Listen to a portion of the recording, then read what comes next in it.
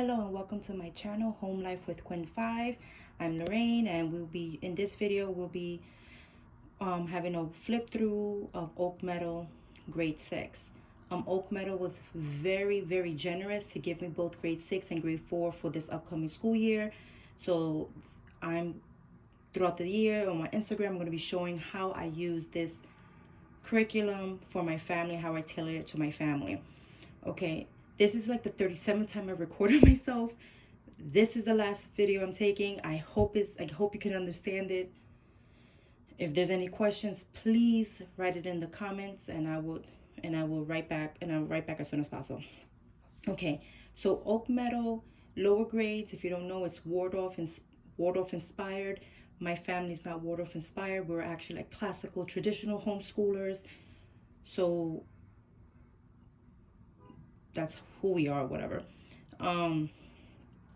But 6th grade and 4th grade, it is loosely Waldorf. It still has their arts, and it still has more student involvement. It does that, but it's more traditional. So I feel like it really fits my family. Like, it has my schedule, it has my assessment, it has, you know, my assigned reading. So I feel comfortable that I'm checkboxing what I need to check for them, but it doesn't feel as constricted because there's so many avenues you can take in each lesson. So I'm just going to quickly give you a review and flip through, because I haven't used it yet. We're going to use it in September. So this is so far what I've got, my thoughts on it. So they do give you some reading, some literature. So let's just go through the title. Some of these you might see if you follow some other literature-based curriculum. Some titles are very familiar. The Golden Bull. This is geared for 6th grade and up, but that's the inside. Once there was, twice there wasn't. The Eagle and the Ninth. Let's see. Okay, depending on your child's. I'm going to speak for my family. My kids won't be able to read that on their own. I will have to read it, put an audio, or we might even skip it, just depending on what works for us. The Shakespeare Stealer. The Maru of the Winter Caves. The Ugly One. The Castle Diary. The Adventures of Robin Hood. The Rainbow People. 1001 Interesting Facts from the Muslim Civilization. Okay? Depending on the lessons, you will refer to some of these, and you will read some chapters, answer some questions. Okay, I'm just throwing them on my bed. Okay. Okay. Oak Meadow Level 6 has 4 main subjects: math, science, social studies, ancient history. With math, in my opinion, and based on my state, I'm not sure what are the regulation standards in your state, but in my state, this 6th grade math could be considered 5th grade math. It deals with multiplication, division, decimals, percentages, and all that stuff. There is no geometry here. That's okay. My plan for my son was just to kind of review, solidify 5th grade concepts, and we're just going to use the 6th grade work with just to solidify what he knows and what he doesn't know. So I'm just going to open it. The course book is there's 2 books for every subject: course book and teacher manual. Math Oak Meadow has a course book. Basically tells you how to the topic, how to answer, and it gives you step-by-step solutions for each problem for weeks 1 through 36 every week. I'm going to go through one lesson of Oak Meadow math. Okay, it's 36 weeks. Look at the topics here.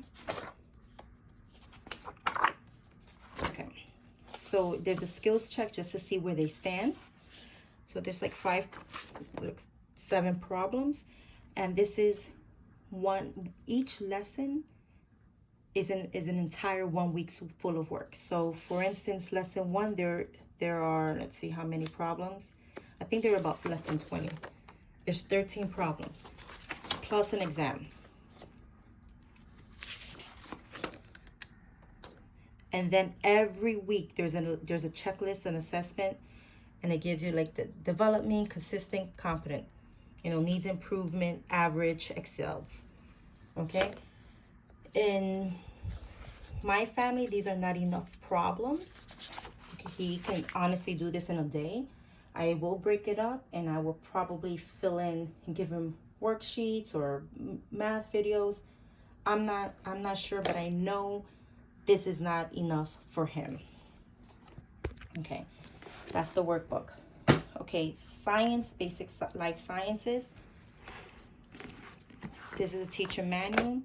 All now from science, history, and English, the teacher manual only has I'll show you. They have the week, the lesson topics here. They have introduction. All three teacher manual, history, science, and English, they will have the week, all the lessons, the assignments, and the answers. They will not have any of the readers that are geared to the students that is in their course book.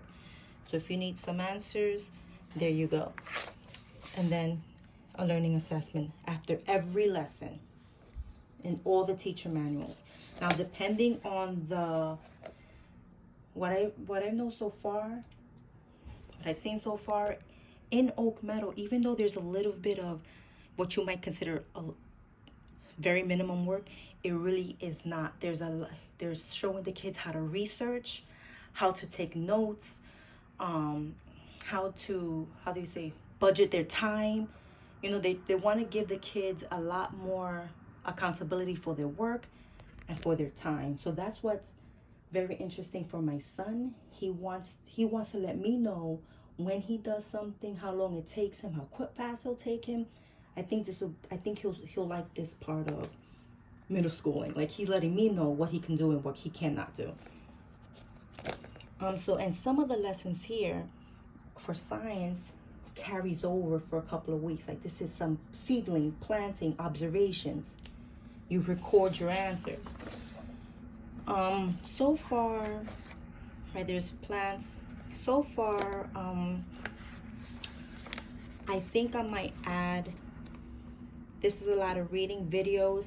I'm just gonna leave it as is for now and see how the workload really is during the school year. I don't want to add anything else before I know exactly what he can handle when it comes to science. This science, because we've used other sciences where it says on day 1, read this book, these pages, answer these questions, and then that's it. But this is more research based. You're writing your own notes, you're making your own science book. There's a lot of more elements to it. A lot more elements. See, in science, they'll have their reading selection for the students. Okay? And you can easily, if you wanted to, no pressure, you can easily build out some of these lessons. And just for it, let me get a close up. So with history, science, and English, they will have optional projects and questions. Honestly, if your child does every single one, okay, but I'm not saying it's overwhelming. It's not overwhelming. There's a lot of things to learn from, but at 11 years old, I'm going to give him the option to choose what he wants to do. So for instance, there are 3 assignments. Depending on how rigorous the assignments is, we'll probably just do 1. We'll probably do the second as oral. We'll probably just ignore the 3rd one. That's what we're planning to do. Sorry, I'm out of breath. I'm just really nervous. So that's it.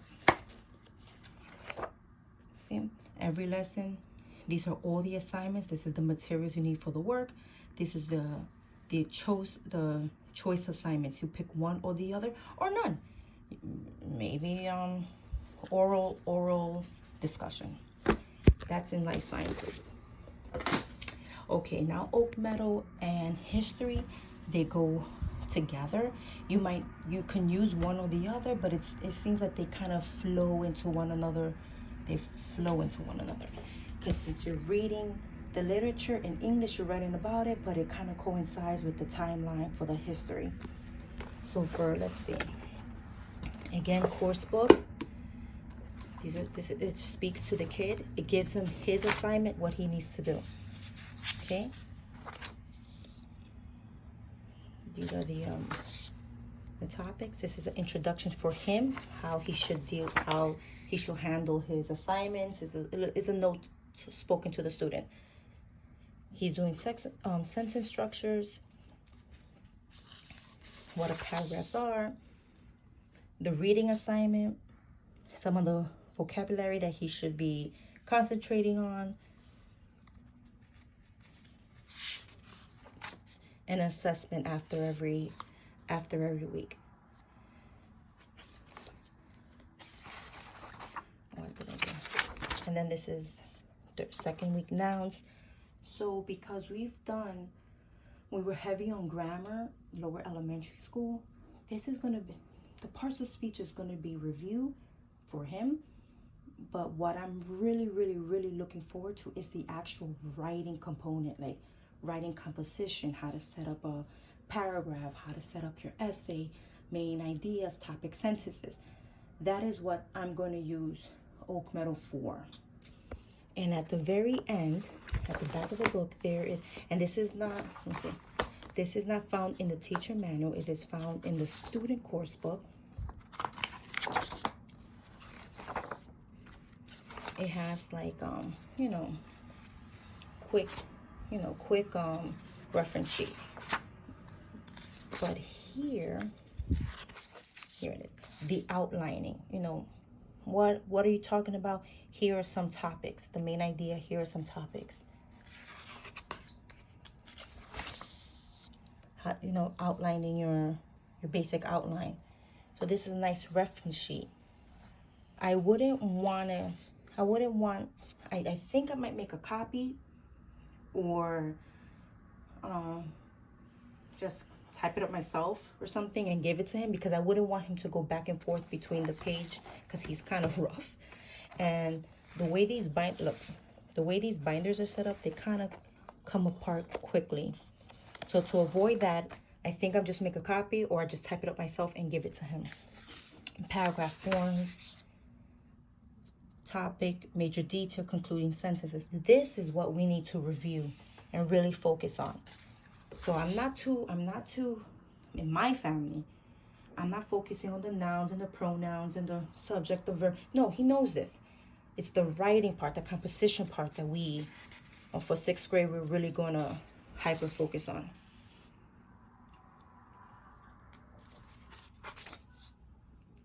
Okay.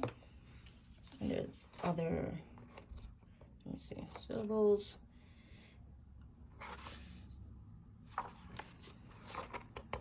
Run on sentence. He knows it. It's like I said, it's the writing portion.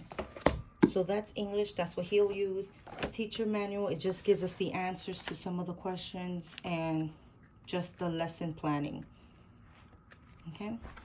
None of the reading assignments or the kids' reference sheets are in the teacher manual. Now this is ancient civilization.